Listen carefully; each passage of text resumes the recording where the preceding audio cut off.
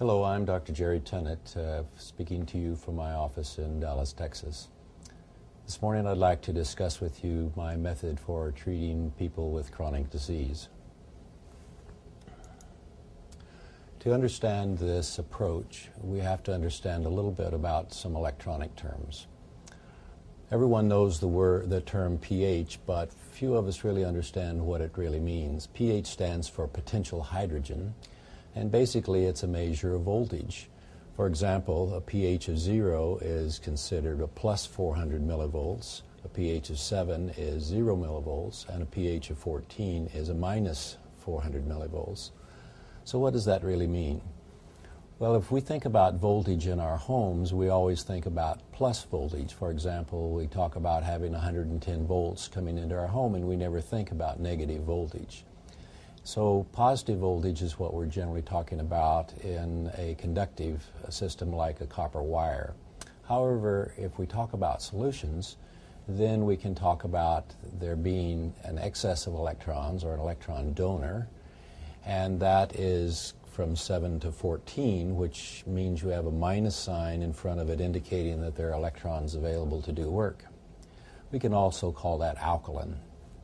On the other hand, if we have a solution that has a deficiency of electrons and it has become an electron stealer, then we put a plus sign in front of it, and so anything from 0 to 7 is looking for electrons or trying to steal electrons from wherever they can find them, and that's also called acidic.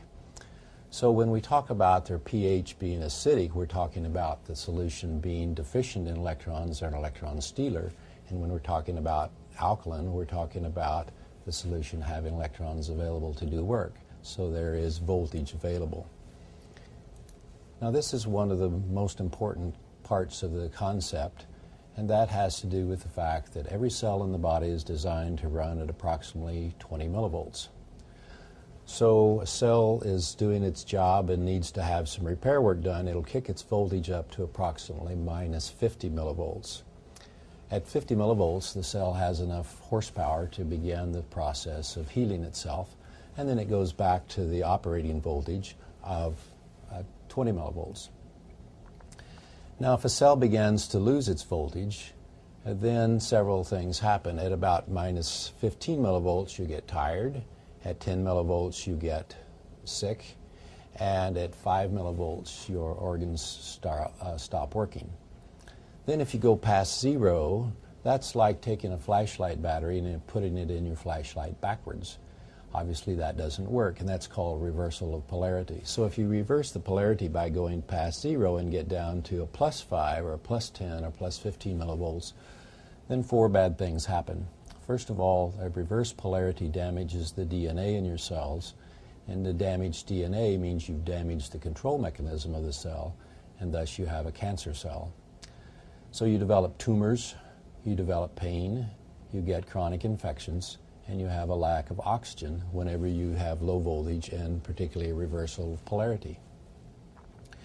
Now once you understand how important voltage is in keeping your system working, you begin to realize that in chronic disease you always have a loss of voltage and often a reversal of polarity, and so the solution for chronic disease begins with restoring voltage.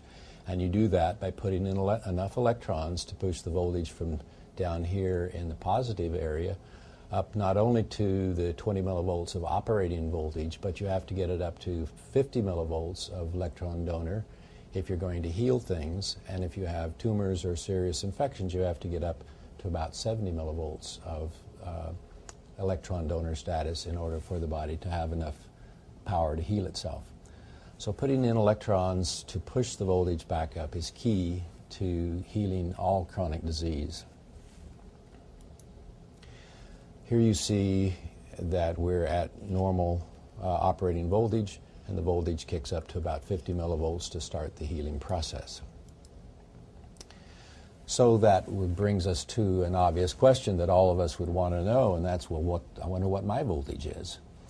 Well, the way we figure out what a person's voltage is to simply use a computerized voltmeter or ohm meter and measure the various portions of the body, and we can figure that out, and we end up with a chart that looks like this that shows us here what the average total body voltage is and then what the body's voltage is in each circuit. Our bodies have circuits just like our homes. You know, in your home you have circuits that maybe you have one that goes to the refrigerator and a lamp and a wall switch, and then another circuit that goes to the television set and a different light and a different wall plug, etc. And when one of those circuits goes out in our home, then everything that's on that circuit goes out. Well, our body has circuits as well, and those are called acupuncture meridians. But the acupuncture meridians in our body work almost exactly the way circuits do in our homes. They're simply fibrous wires carrying voltage from place to place. So we measure each one of these circuits, each one of these acupuncture meridians, and we can find out what the voltage is. And obviously, as we've discussed, our body's designed to run at somewhere around 20 to 25 millivolts of electron donor. If you have less than that in a circuit, then you know that that circuit is struggling, and you know by how much by measuring the amount of voltage in that circuit. So we've discussed a little bit about putting electrons into the body. Then one of the questions is, well, if I put electrons in, can my body store the voltage? If you think about having a dead battery in your car and you put the battery charger on it, then you come back the next morning and check the battery and you find that it's still dead. What that means is that the plates that are inside the battery that are designed to store electrons are defective and can't store them, and thus you have a dead battery. Now, in our bodies, we use these fats called phospholipids to make our cell membranes and store our voltage. This particular kind of fat has a little ball on the top and has these two little legs hanging down like this. The ball is an electron conductor, and these little legs are insulators. So our cell membranes are made up of opposing pairs of these. Here you see the ball with two little legs, and here's a ball with two little legs. And so our cell membranes are made up of a layer of electron conducting, another layer of electron conducting separated by an insulator. Well, any place in the universe you have two conductors separated by an insulator, it forms what's called a capacitor. A capacitor is simply a device that's designed to store electrons. And so the cell membrane that surrounds every cell is the cell's battery pack. It stores voltage for the cell to use to do its business. Now, if these fats are good fats, then it works the way it's supposed to.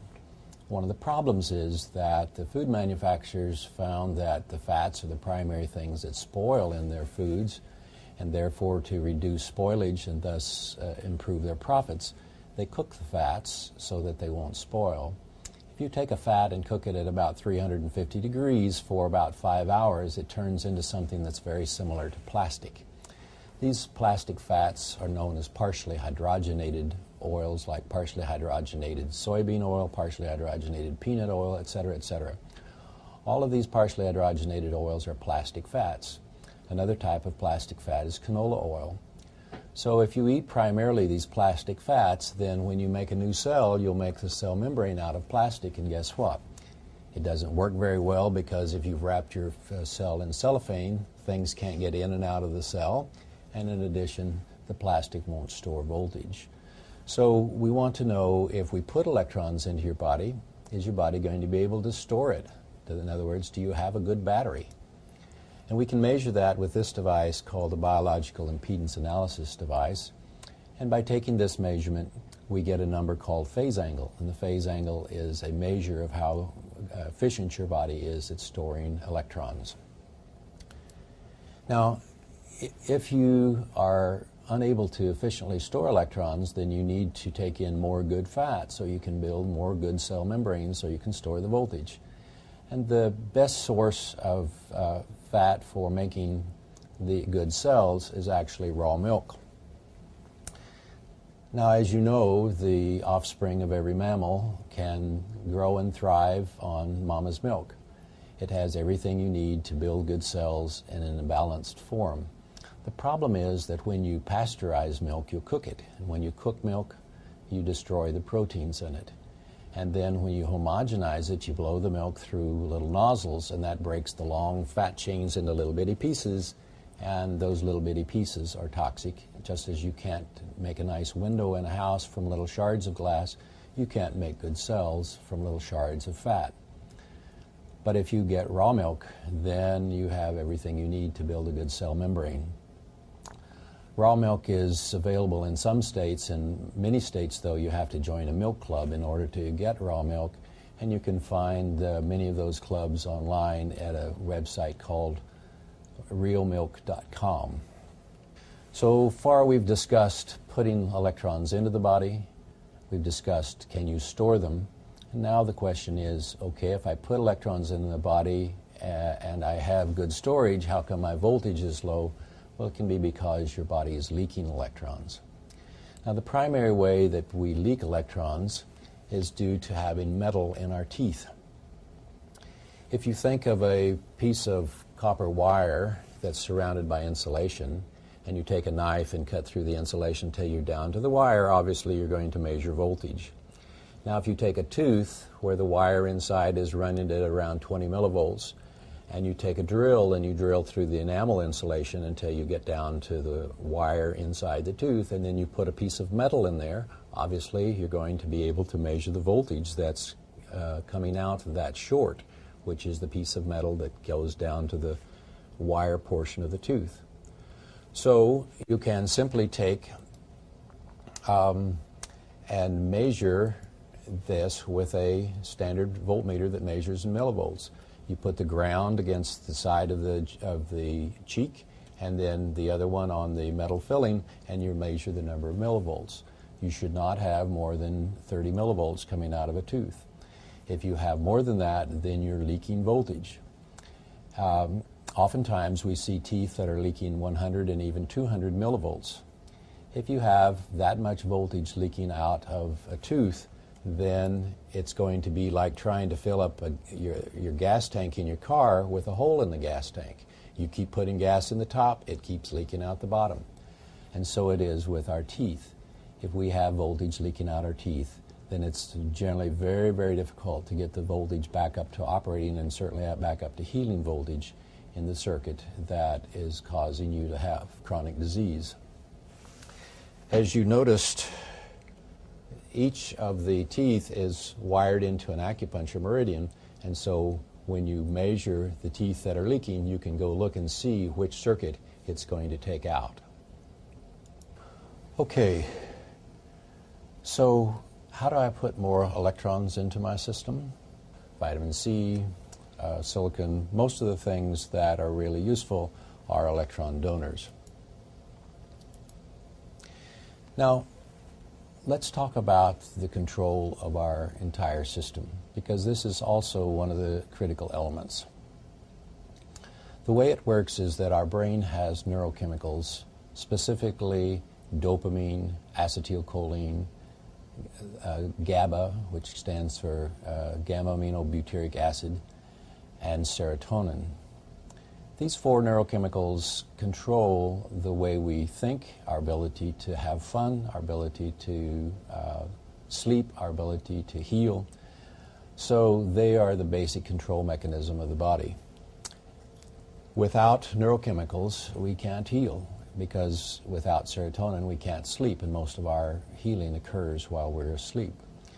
So neurochemicals are extremely important, and what you'll find is that essentially everyone who has a chronic illness is deficient in neurochemicals.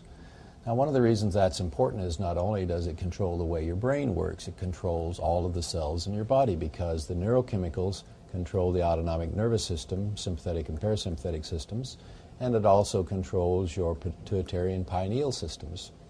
Well, the pituitary and pineal control your entire endocrine system, your thyroid, your liver, your pancreas, your kidneys, your adrenals, and your gonads.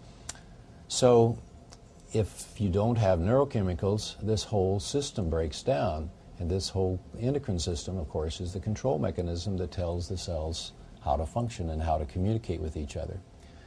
So, no neurochemicals, then you can't sleep and heal. No neurochemicals, then your endocrine system doesn't work, and if it doesn't work, your cells don't work.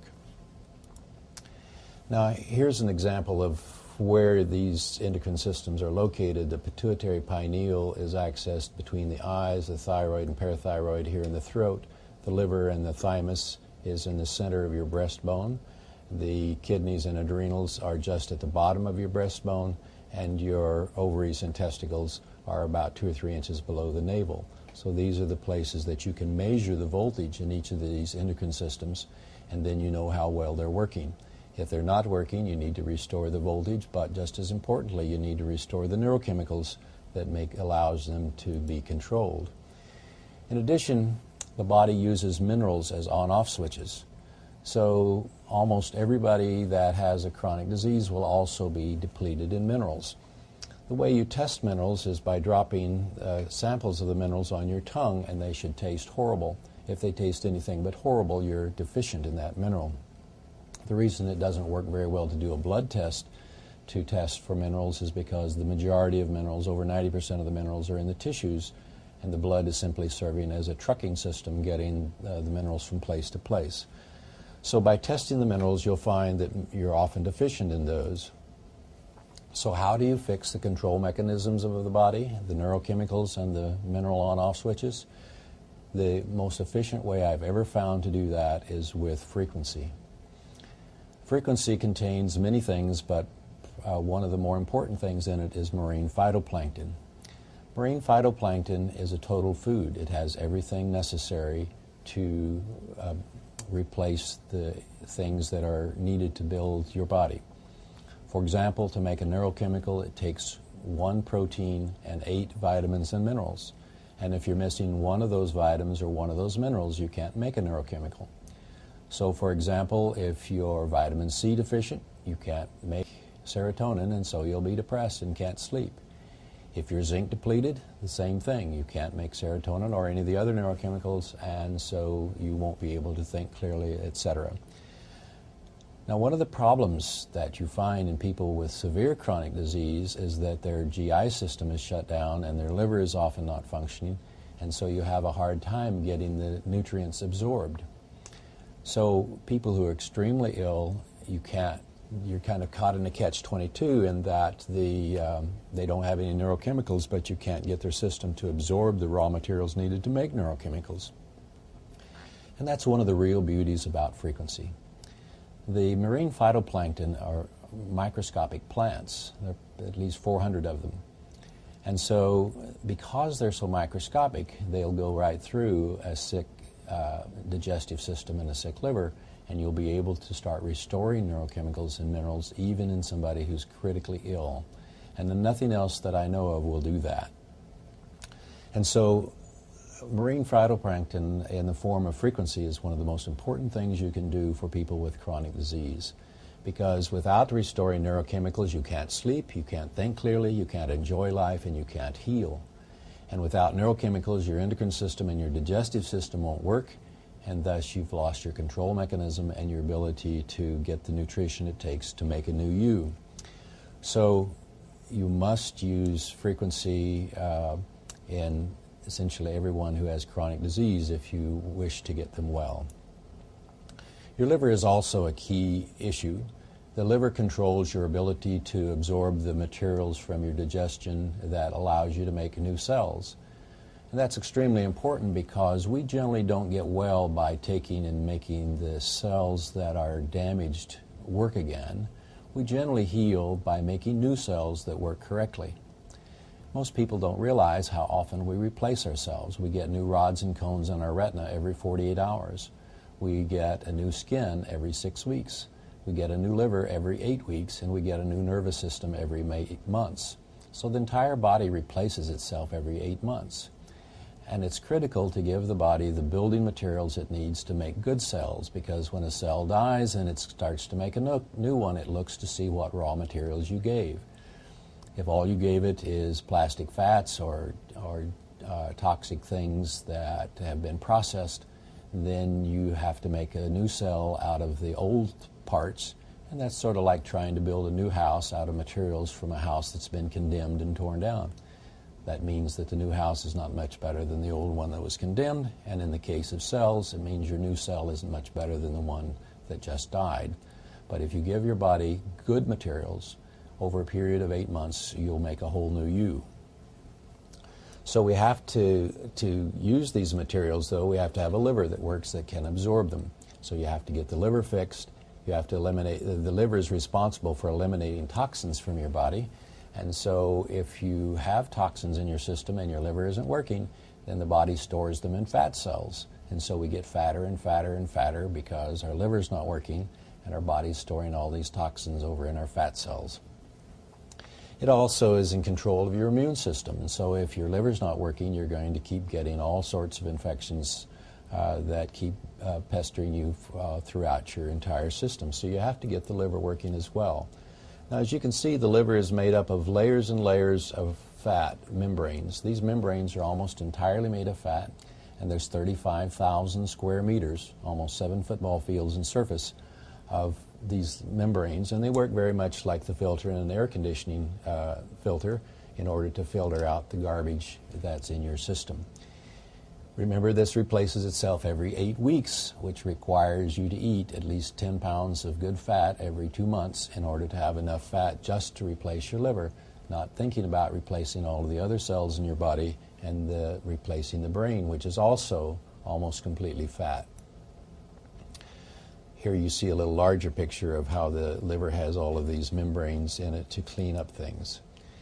And so the best source of balanced fat, as we've discussed, is raw milk and cream. We also need oxygen to make our system work, and the amount of oxygen that can be in a cell is dictated by the amount of voltage of the cell. This is called Bohr's law, or Bohr effect. Here you can see in this graph the amount of oxygen that can get into the cell. If your voltage is at a minus 30 millivolts, is this much. If it drops to 10 millivolts, you get in much less. So the oxygen saturation goes from 100% down close to 80% by just dropping your voltage 20 millivolts. So when your voltage is low, then your oxygen level is low. So people who have low voltage, which is almost always the case when you have chronic disease, will be depleted in oxygen. And of course, the higher altitude you live, the less oxygen that's available and the less pressure as well. And so that's a compounding factor. So let's summarize. People who have chronic illness will always have decreased voltage. They'll often have a reversal of polarity. They will almost always have loss of neurochemicals. They will have deficient minerals, and they'll have a liver that doesn't work. Those things are simply characteristic of almost all chronic diseases. So how do you fix that? Well, you want to turn on the control mechanism. Control the mechanism are the neurochemicals and the minerals. And how do you do that? The best way I've ever found to do that is with frequency from Forever Green. Using the frequency from Evergreen, it takes about 3 to 4 months to restore the neurochemicals and the minerals. And as you do that, then you will see the control mechanisms turn back on. You'll see the endocrine system begin to work. You'll see that the people aren't as stressed because their autonomic nervous system begins to function normally.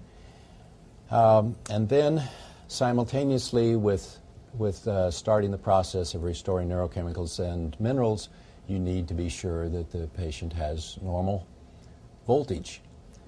If you have low voltage, no matter what you do, things won't work. It's simply like you can take a brand new car, take the battery out of it, and it's not going anywhere. And so it is with us.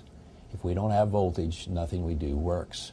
And so we began to restore voltage. The most efficient way is with a biomodulator, but you can also use other things like raw fruits and vegetables, like vitamin C, etc., all of which are good electron donors. And as you begin to put in the electrons and get the voltage back up to operating voltage, then all you have to do